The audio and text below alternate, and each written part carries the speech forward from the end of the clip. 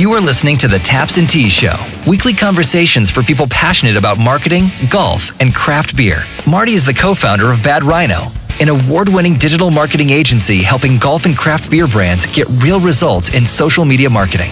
Here is your host, Marty McDonald. Hey everybody, and welcome to another episode of Taps and Teas.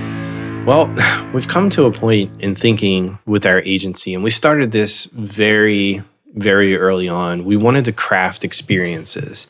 That was a big thing. We wanted to make sure that every project, every retainer project, every engagement, like whether it was just speaking at an event, consulting, training, whatever it was that came out of Bad Rhino was a real experience. So what does that mean? Well, what we saw, and we still see it today in the marketplace, is you have a template that somebody follows. And if you're an Italian restaurant or a craft beer or a golf brand, they just use the same methodology, same type of stuff, same type of content, and they don't tailor that experience to the specific business. They don't make sure it's custom. And that's one thing that we've done, and it's led to some very interesting conversations with clients and potential clients. You know, many are just like, hey, just give me a price. And we're like, no, it's not how we work. We need to learn a little bit more about your business so that we can help you. Because many times they're trying to do all the things. They're trying to do Facebook, Instagram, Snapchat, LinkedIn, Twitter, all at the same time in different ways using the same content though. And it doesn't really work that way. Certain things are going to work really well on Instagram. They're not going to work on Twitter and vice versa. So we want to be sure that you're always crafting an experience for Bad Rhino.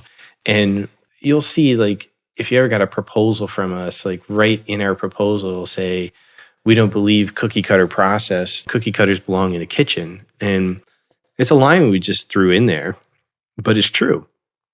We don't want somebody to sit there and say, is Bad Rhino giving us a same thing that the restaurant across the next town over is getting, because that's why we are interested in them, or another beer brand. You know, what we do is we want to craft that experience. So we have a process to do that. And in our process, we don't just consider you another organization and toss that into a template, because we don't have any templates. Now, that's not entirely true, but the templates that we do have, we can tailor to everything. And we found the most success in social media can't be cookie cutter. It can have certain themes that are similar, but it has to have a unique voice for your company, no matter what it is and whatever your brand is. And if you don't have a unique voice to that, you really get stuck. Your story, your products, your customers' needs are incredibly unique. So we spend the time up front listening and researching and learning as much as we can to ensure we create customized pieces that delivers results to your organization. Your Bad Rhino social media marketing strategy will likely follow our main process. And where we start off with that is working with people to analyze their current marketing and their competitors. It's funny. I'll get somebody that's like, yeah, we want to work with you guys. And I'll be like, that's great. And we'll start going through everything. And they're like, well, what are you doing currently on social media? What are you doing on the internet? And they'll say, yeah, we tried this, we tried that, and it didn't work. And they'll say, well, what kind of results can you get? And it's like, okay, that's a fair question. But I will then turn around and say, what has been your most effective marketing campaign, to date? And most businesses can't answer that. Even large ones can't answer that right off the cuff. And some of them have to research the data. And that's really the key. So our first step is always to analyze current marketing. Take a look at who you feel your competitors are. Take a look at what's worked, what hasn't worked for your company. We're going to ask you a myriad of questions to uncover the truth. It's a good experience to go through. It's part of our discovery phase. This happens like super early on. But also go out into social media for your competitors. Pick 3 or 5. Take a look at their communities. Take a look at what they're doing. And make sure that you understand what your competitors are doing. Because often you're sitting in your office and you're thinking, man, how can we sell, more of this? Or how can we get more people into our tap rooms? Or how can we get more people to recognize our brand? And you're like, XYZ company does an awesome job and they're the best at it. And a lot of times what you find out is you perceive that, but that's not always the truth. So we want to set a baseline with all that to make sure that you understand what your competitors are doing and how you can mold that process that we'll put in there to make it most effective for you, make it unique for you. And sometimes it might be not going right into social media. It could be creating a new website, could be utilizing email techniques. Once we identify everything and come up with crafting that custom strategy and having some objectives there, we want to identify what's going to work for you within those social channels. So while Twitter might be awesome for a specific niche, it may prove less effective for your brand. So we may still use Twitter, but we're going to use it differently. So what we do is identify the best social media channels and all the other communities that are out there for your company and your brand. We'll also suggest a number of different updates, discussions, blog posts, targeting demographics. Make sure we understand what you need from a community/customer base and understand what their wants and needs are on social media and get you into those social channels and social communities with everything floating out there. So we want to craft that. We want to make sure that everything in there is unique to you. We don't want to just say, hey, here's a picture of a basketball that we use for this company. It's going to work great for you guys because it's March Madness.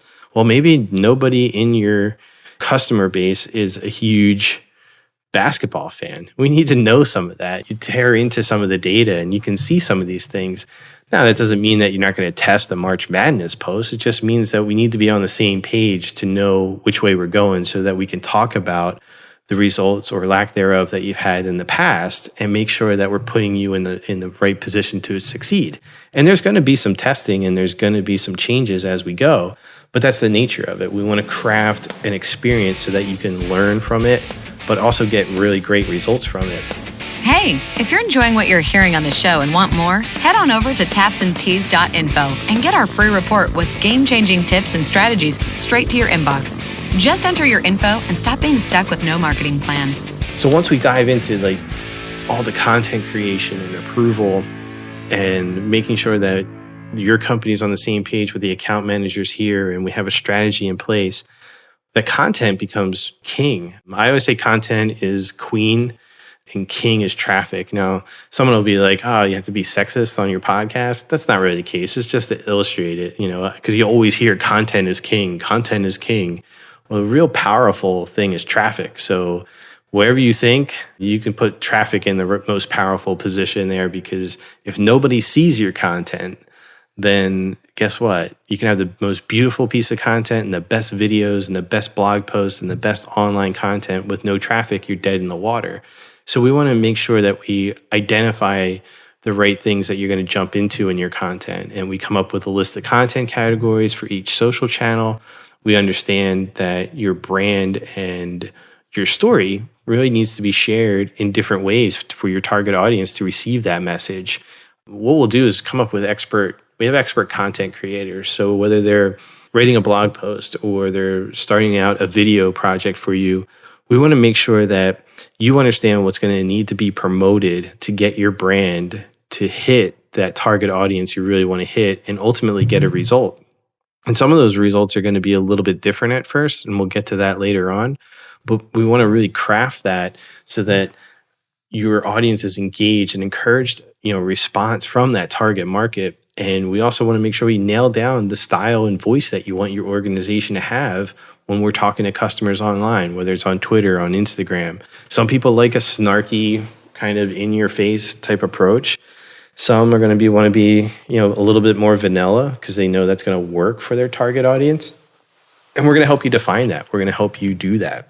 The next thing is making sure that it's implemented in the proper way. Look, we performed all the research. We identified where your target market is hiding out there. And we're going to craft the perfect social updates for your brand. We're going to have some fun with it now. Now we're going to start to build that buzz for your community and for your company to communicate directly to that target market. And it becomes a lot of fun.